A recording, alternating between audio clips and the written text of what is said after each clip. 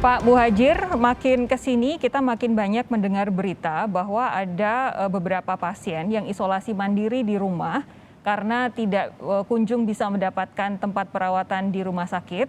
Itu akhirnya meninggal ketika berada di rumah, ketika sedang isolasi mandiri. Ini yang kemudian jadi kekhawatiran baru. Ada pula yang menyatakan bahwa wajar ketika rumah sakit memang sulit menerima pasien dalam jumlah banyak, akhirnya harus isolasi mandiri di rumah. Bisa dipahami ada warga yang kemudian mengantre untuk mendapatkan oksigen. Karena memang keluarga, kerabat yang ada di rumah harus dijaga supaya nyawanya tidak melayang begitu. Tadi Bung Alif bilang harus ada intervensi baru untuk mereka yang isolasi mandiri di rumah. Apa yang bisa Pak Muhadjir sampaikan? Adakah kita punya strategi baru untuk pasien-pasien isolasi mandiri yang saat ini ada di rumah, spesifik karena tidak bisa masuk ke tempat perawatan di rumah sakit?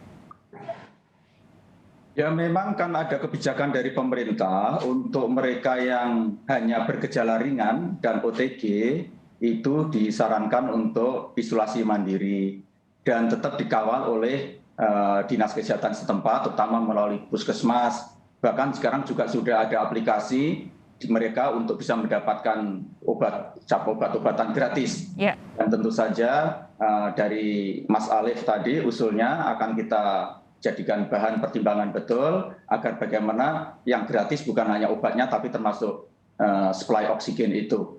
Tetapi yang lebih penting menurut saya inisiatif dari Mas Alif seperti ini yang harus kita apresiasi dan harus kita dukung. Kenapa? Sekarang ini kan kalau saya sebut mungkin telah terjadi setengah panik buying ya untuk beli oksigen ini, sehingga banyak keluarga yang menyimpan oksigen di rumahnya. Karena itu mungkin perlu ada gerakan sedekah oksigen lah untuk mereka yang kebetulan belum terpakai. Kalau ada tetangganya, ada kerabatnya yang membutuhkan supaya mengulurkan tangan untuk bisa menyumbangkan atau meminjamkan oksigen yang ada di rumah masing-masing. Saya kira cara yang paling cepat dan efektif itu. Karena kalau kita andalkan dari pemerintah saja, kita juga nggak jamin karena kebutuhan tentu saja harus dibagi antara kebutuhan di rumah sakit, kebutuhan di tempat-tempat isolasi kolektif, dan tentu saja juga harus dibagi bersama-sama dengan mereka yang memang membutuhkan, yang sedang melaksanakan isolasi mandiri. Tetapi yang penting sekali tentu saja harus lebih cermat ketika mendiagnosis mereka-mereka yang sedang sakit ini, terutama pihak-pihak yang bertanggung jawab rumah sakit, memastikan bahwa yang memang yang harus isolasi mandiri itu yang hanya bergejala ringan dan tidak akan punya risiko terjadi eskalasi ya sakit yang dideritanya. Tapi ini suatu catatan saya kira harus saya perhatikan nanti untuk saya bicarakan dengan pihak-pihak yang memang bertanggung jawab.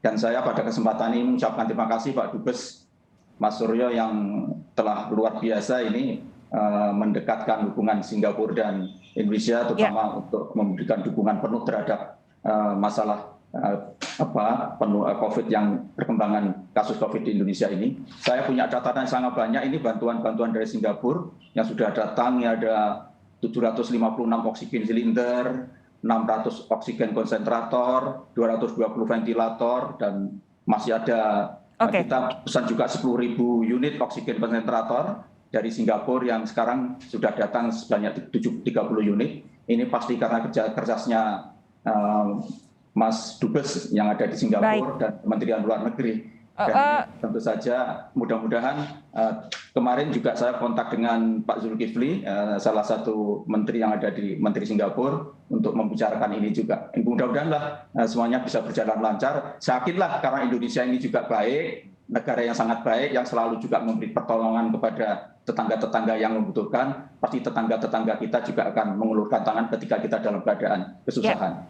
Saya ingin minta tanggapan dulu dari Bung Alif tadi, sebenarnya intervensi macam apa yang Anda harapkan muncul dari pemerintah? Kemudian ada kalau Pak Muhadjir tadi menyatakan ini jangan-jangan setengah panic buying. Apakah memang betul seperti itu yang Anda lihat di lapangan? Panic buying terjadi, betul. Itu kira-kira saya kira 2-3 hari sebelum program kami itu diluncurkan gitu ya. Tapi panic buying itu kan pertanyaan, ada pertanyaan di belakangnya mengapa bisa begitu. Kita sebetulnya tahu dan bisa menghitung ya. Setelah Lebaran Idul Fitri, pemerintah kan memang menyiapkan banyak sekali tempat-tempat tidur baru untuk mengantisipasi kecukupan tempat tidur di rumah sakit. Banyak dibuka karena memang kan sudah ada simulasinya bahwa kemungkinan angka akan meningkat gitu ya. Nah, tentu saja tempat-tempat tidur ini tidak hanya ranjang dan kasur, tetapi juga pasti beberapa persen dilengkapi dengan fasilitas diantaranya adalah oksigen ininya ya. Pada saat itulah gitu ya patut diduga bahwa terjadi upaya untuk ya penjualan besar-besaran diiringi oleh pembelian besar-besaran tentu saja.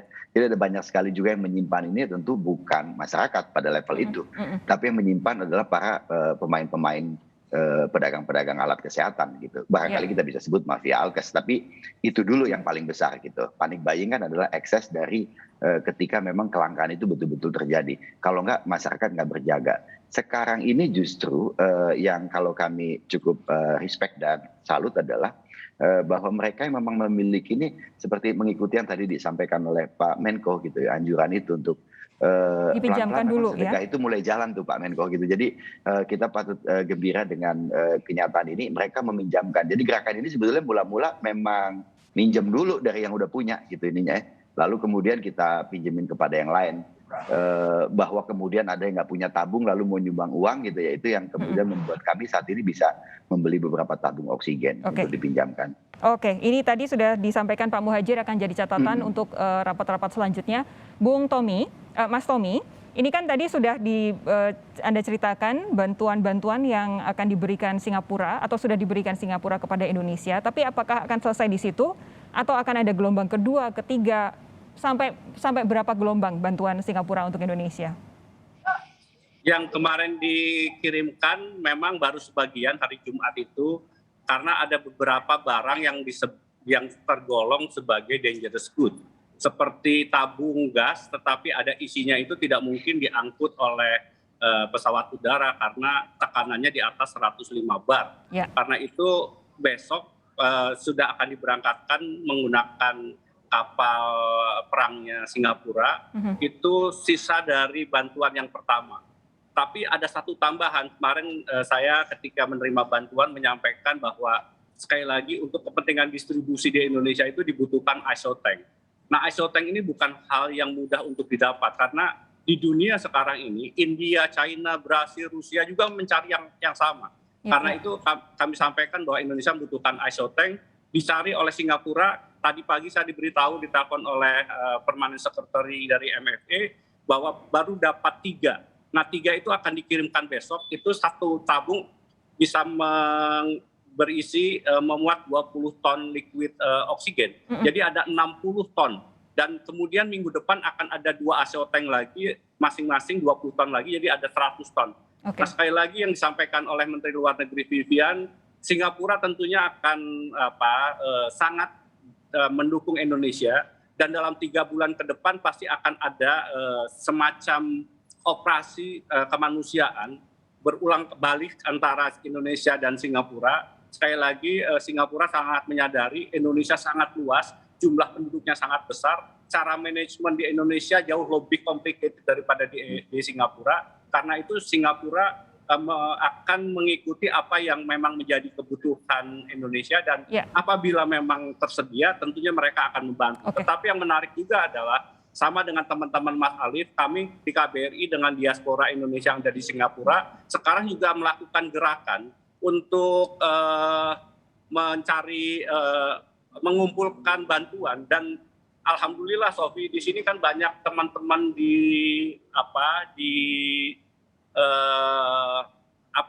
bekerja di fintech gitu ya. Mereka mempunyai akses sampai ke India, sampai ke China. Mereka sekarang sedang mengkolek bantuan ini dan mudah-mudahan dalam waktu dekat akan ada banyak bantuan dari diaspora Indonesia dan Singapura. Jadi saya setuju dengan Mas Ali, saya setuju dengan Pak Menko bahwa ini harus menjadi gerakan bersama dan saya kira kegotong royongan itu adalah sifat dari bangsa Indonesia dan dimanapun semua terpanggil untuk memberikan bantuan.